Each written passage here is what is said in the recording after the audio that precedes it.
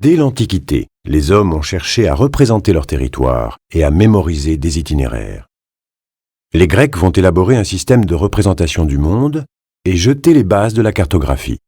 Vers 650 avant Jésus-Christ, Thalès de Milet conçoit déjà la rotondité de la Terre, ce que confirmera quelques siècles plus tard Aristote, en s'appuyant sur l'image des bateaux disparaissant progressivement à l'horizon, comme aspirés par la mer.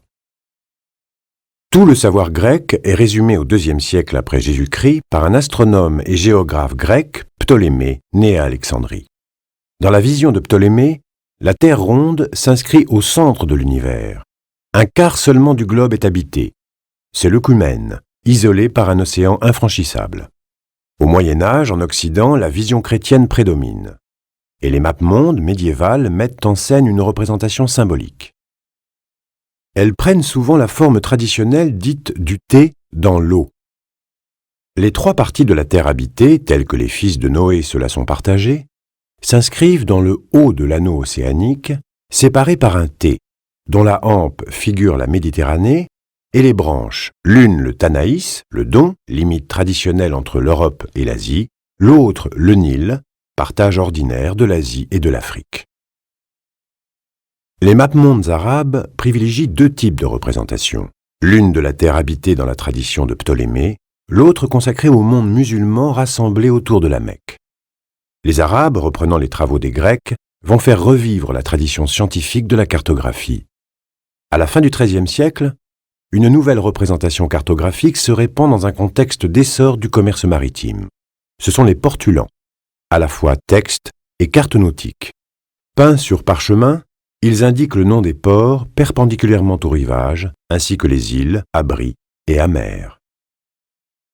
Les grands navigateurs espagnols et portugais vont à la fin du XVe et au début du XVIe siècle élargir considérablement les connaissances géographiques.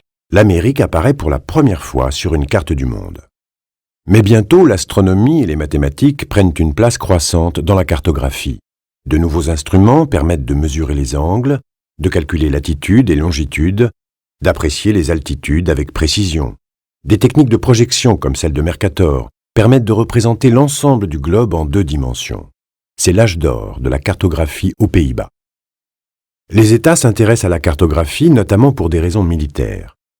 La France, au XVIIe siècle, instaure un corps d'ingénieurs géographes. Les conflits du XIXe siècle stimulent la production de cartes à grande échelle en Europe, puis en Afrique, en Océanie et en Amérique du Sud, parallèlement à l'expansion de l'Occident.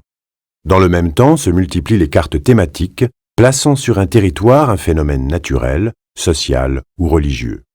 De nos jours, la cartographie connaît une véritable révolution.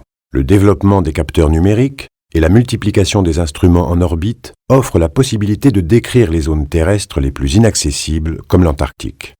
L'observation répétée d'un territoire depuis l'espace permet en outre de suivre de façon dynamique de nombreux phénomènes, comme l'assèchement de la mer d'Aral ou l'évolution de la végétation.